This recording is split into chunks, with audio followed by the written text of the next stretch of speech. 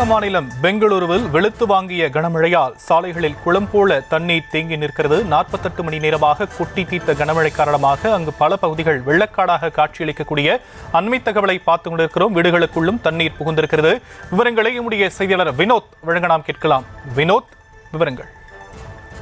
வணக்கம் சாம். கர்நாடக மாநிலம் பெங்களூருவில் கடந்த 48 மணி நேரமாக பல்வேறு பகுதிகளில் கனமழை வெளுத்து வாங்கி வருகிறது. இதன் காரணமாக நகரின் பல்வேறு பகுதிகளில் வெள்ளக்காடாக காட்சியளிக்கக்கூடிய ஒரு நிலை இருக்கிறது. இதனால் மக்கள் கடுமையாக பாதிக்கப்பட்டனர்.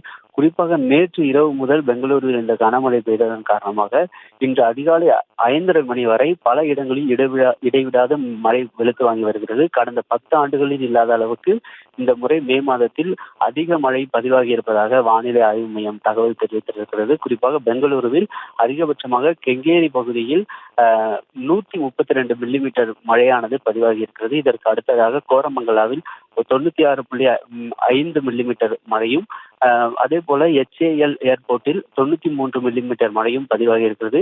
இதன் காரணமாக ஆங்காங்கே இடுப்பளவு தண்ணீர் தேங்கக்கூடிய ஒரு சூழல் தான் நிலவுகிறது. இந்நிலையில் தாழ்வான பகுதியில் இருக்கும் மக்களை மீட்கும் பணியும் தீவிரமாக நடைபெற்று வருகிறது. பொதுமக்கள் கடுமையாக பாதிக்கப்பட்டுள்ள இந்த சூழலில் மக்கள் பிரதிநிதிகளும் தங்கள் தொகுதிகளுக்கு உட்பட்ட பகுதிகளில் சென்று நேரடியாக ஆய்வு செய்து வருகின்றனர். குறிப்பாக ஒரு சில மக்கள் பிரதிநிதிகள் தாழ்வான பகுதிகள் புல்டோசர் மூலமாக சென்று ஆய்வு செய்யக்கூடிய காட்சிகளும் நம்மால் பார்க்க முடிகிறது.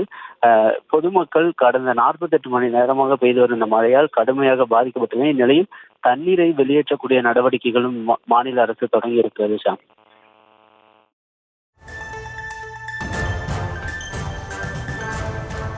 தற்போதைய விவரங்களுக்கு நன்றி வினோத்.